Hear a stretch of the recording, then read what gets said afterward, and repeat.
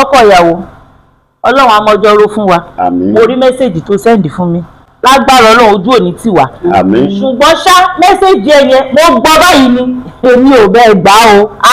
mi ò gbà. àǹtí Ọlọ́run á jẹ́ kẹ́ ẹ pẹ́ fún wa mà. àmín.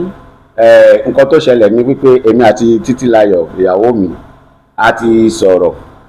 ẹ mọ̀ pé iṣẹ́ tíṣà ni mò ń ṣe mò ń teach ni then èrè lónìí mò ń rí èlò náà fún wa salary mi is 50k I understand so mo á wò pé ẹ mọ̀ tá bá ṣe wedding yẹn tó dé pálọ̀ tọ́lọ́ bá dẹ̀ ṣe tá bá ti wá bímọ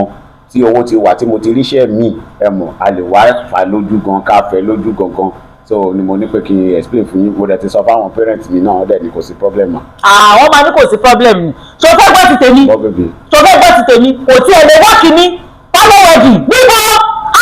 ṣé ọ̀rọ̀ àwọn tẹ́mi ti bá ṣe ni bí gbogbo àwọn tẹ́mi ti bá rà lọ́tọ́dọ̀ lọ tí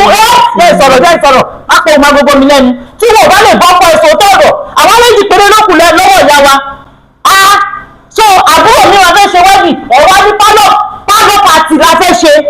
so nínú lẹ́gẹ̀ẹ́ ọ̀lẹ̀ àkọ́dù lẹ́gẹ̀ẹ́ ẹ̀mẹ̀jẹ̀ báyìí ṣùgbọ́n ò lè ṣe wẹ́ẹ̀dì gidi fún àbúrò mi ń gbọ́ wọn lọ fẹ́ gbé níyàwó tọrọ sísì ìwọ náà dẹ̀ ń gbà bẹ́ẹ̀. àǹtí mi ẹni sùn mo ṣàdé bá yín sọ tẹ́lẹ̀. ọba mi sọ wọn níbi ọba sọ́wọ́n wà bẹ́ẹ̀ ni mo níbi ọ̀fẹ́ ní ọba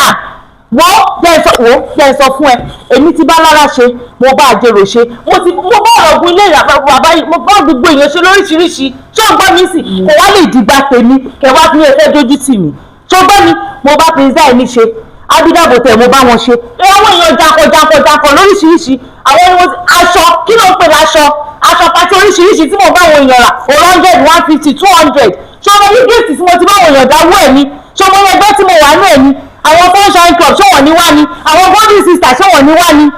so inú pálọ̀ yìí ni mo fẹ́ kó gbogbo wọn yẹn sí jọ tó lọ lọ́hùn ẹ lọ tún ìròyìn yẹn ẹ lọ tún pa. mi ẹ farabalẹ̀ ẹ wọ́n ní ṣe bó ṣe mẹ́lẹ́wà ṣàpọ́n náà ẹ bá a mánéjì ẹ àfírò ẹ yí gbò pèrò sí wedding mọ́. ní ìbọn ẹ yóò pèrò sí wedding mọ́. ọlọ́wà ṣàpọ́n ti bó lọ́bẹ̀rẹ̀ lọ bóyá ọlọ́wà ṣàpọ́n yẹn tún ṣì wà lọ́wọ́ bí ó tún ṣe yẹn exist níbi táyé ti yán dà sí ẹlẹ́wọ̀n àṣàpọ̀n ti bo tọ́wọ́ tó dọ́rọ̀ má gbé yẹn wá fẹ́ mi o má bá mi kọ́ rárá mo ti báwọn èèyàn ṣe lóríṣiríṣi mo ti jẹ mo ti mu mo ti raṣọ mo ti gba gift èmi náà ti fáwọn èèyàn gift ṣé mo yẹ aṣọ tí mo ti rà ní. àǹtí mi ṣé mo yẹ jọjọ tẹ lọ wá. ẹni sùúrù ẹ káwa náà sọ̀rọ̀ àǹtí mi ẹni sùúrù mo kó kò sówó lọ́wọ́ mi kò sówó lọ́wọ́ ọkọ mi náà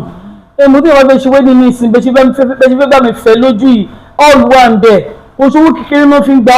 aṣọ náà nǹkan tí mi àtọkọ mi máa wọ̀ gbogbo yẹn náà owó náà ni àǹtí mi. bó ṣe lanu bó ṣe ń sọ̀rọ̀ bí oníṣẹ́ bó ṣe ń sọ̀rọ̀ bí akúṣẹ̀ níwọ̀n ọmọ onídìí níran wọ́n ọlọ́gbẹ́ni jẹ́ ìsọ̀kan fún ẹ ó bẹ́tà kó wá kún iṣẹ́ owó ẹ kó ṣe kí ni kó wá kún ìrìn ẹsẹ̀ èmi mọ́bí tí mo lè mú ẹ lọ tí wọ́n máa yẹ ẹ ní owó gidi owó tó ń dójú tòṣì owó tó ń dẹ́rù dàṣẹ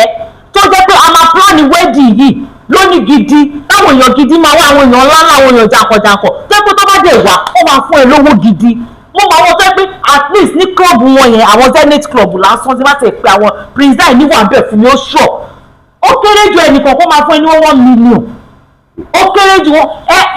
tẹ bá pariwo ẹ̀dùnkọ owó ó máa dá pé ẹ ṣe lọ́ọ̀ṣì ni ó mọ́rú ẹ̀ ni ó máa dá pé ẹ ṣe lọ́ọ̀ṣì ni mo mọ pásítọ̀ kan tá a máa pè fún fún wa bá a ṣàdúrà tẹ́ pé gbogbo àwọn tá a bá yìí báyìí pátápátá báyìí ọlọ́run máa kó sí wọn nínú ọ máa fún ẹ lówó gidi bí o ṣe ń ṣe patí nìyẹn èwo ni patí akúṣe pálọ̀ wedding ní 2026 yìí ọlọ́run máa jẹ́ ẹlẹ́dàá mi kọ̀ èmi ò lè báyọ̀ ṣe rú ẹ̀. Títílayọ̀ kí ló ṣẹlẹ̀ àwọn èèyàn pè mí látàdúgbò nígboro níbi tí mo wà wọ́n ní èmi ṣé nǹkan tí mo ṣe yẹn ṣé ó dáa pé èmi fẹ́ kó kúrò nílé mi ò sọ fáwọn èèyàn pé ìwọ ti mú mọ́tò wá o ti wá kó ẹrù lọ mo dẹ̀ máa wọlé lóòótọ́ sí gbogbo wardrobe kò sí anything àfi dúfè ẹyọ kan tó filẹ̀ kí ló ṣẹlẹ̀ níbo ló kẹ́rù lọ. èmi ti kẹ́rù mi ti pẹ́ tó bá ṣe pé àbàkẹ́ gan tí mo gbàgbé ni o ò lè bá mi ń lé èmi ò lè kú sínú ìyá mi lè kú sínú ìṣẹ́ ọ̀pọ̀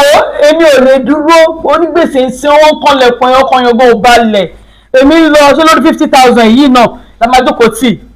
èmi ń lọ o. jẹ́ kí n sọ kankan fún ẹ ṣebí wedding yìí nígbà tá a máa ṣe I told you mo sọ fún àǹtí gbà yẹn pé owó yìí ó ti pọ̀ jù náà ṣé torí pé gbèsè táwọn èèyàn wá ń ṣe wá ń sìn ló ṣe ní pé òun lọ. mo ń lọ ọlọ́run dá mi fún yà wo lẹ́nu gbàtà ṣe wedding ta àwọn mi ti ṣì kí ló dé mi ì lè jó ń jẹ gidi nínú ilé mi ì lè wọ́kọ́ gidi pánpánpánpán ti tẹ bẹ́ẹ̀ lọkàn mi ò ní balẹ̀ èmi ń lọ o mo ń lọ o.